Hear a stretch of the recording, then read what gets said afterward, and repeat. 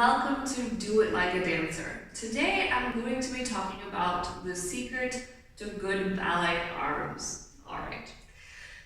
Ballet arms are simple enough to understand. They're very difficult to do in practice, but that's okay because practice makes perfect. We'll figure it out. So let's just jump right into it. The first thing that any ballet teacher will tell you is that your elbows are above your wrists, okay? Right, so in first position, they'll say your elbows above your wrists. In second position, elbows above your wrists, right? Okay, all very well and good, but how?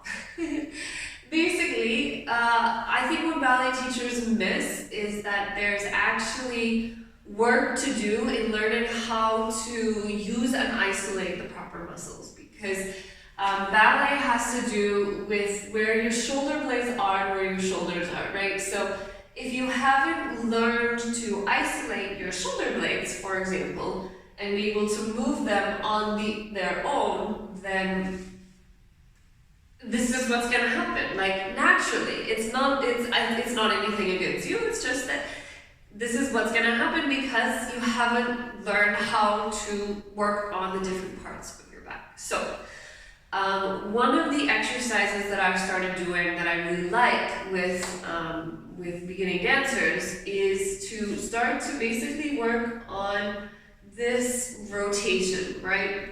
So this rotation, if you can see, my shoulder's not going anywhere, my wrist is not going anywhere, but my elbow is moving, right?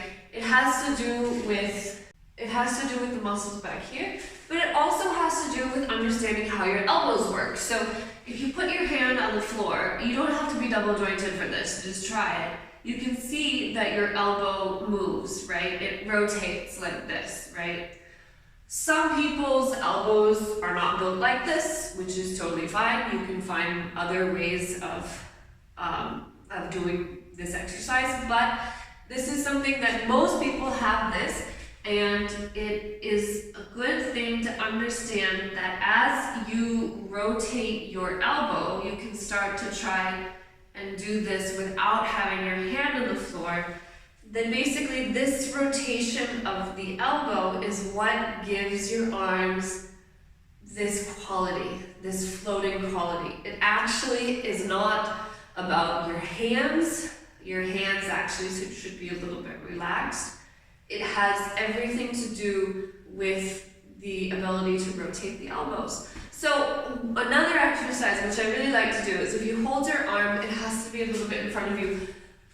This is another secret, like ballet arms are always in front of you, always, right? Even in second position, you think they're to the side and you put them here. This is actually way too far to the side. They have to be in front of you. Anyway, so your arm is on a diagonal, and what you want to try and do is just raise the elbow, and then it waves through your hand, your elbow drops, and the hand floats down, right?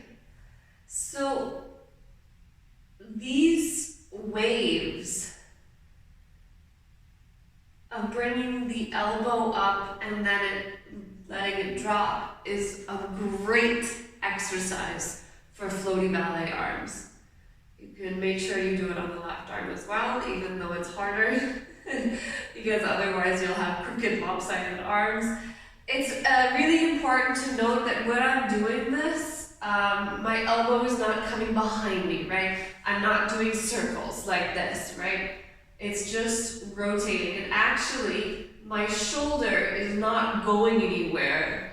It's just the rotation of the shoulder in the socket and of the elbow, because then from there you can start doing these swan arms, which everybody really wants to do, let's be real, when you're doing ballet.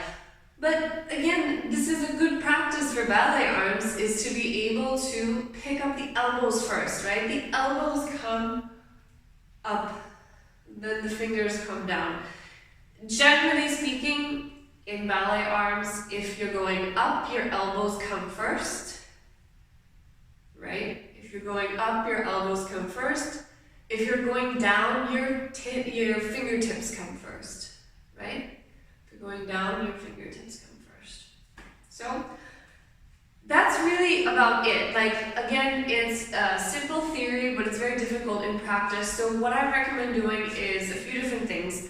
The elbow rotations on the floor, the elbow rotations in this position, coming from chicken wings to supported, like this, and then these waves, and then any exercise where you kind of come up into the high fifth, then open and come down, right? Anything that just to drill the fact of elbows up, fingers down, right?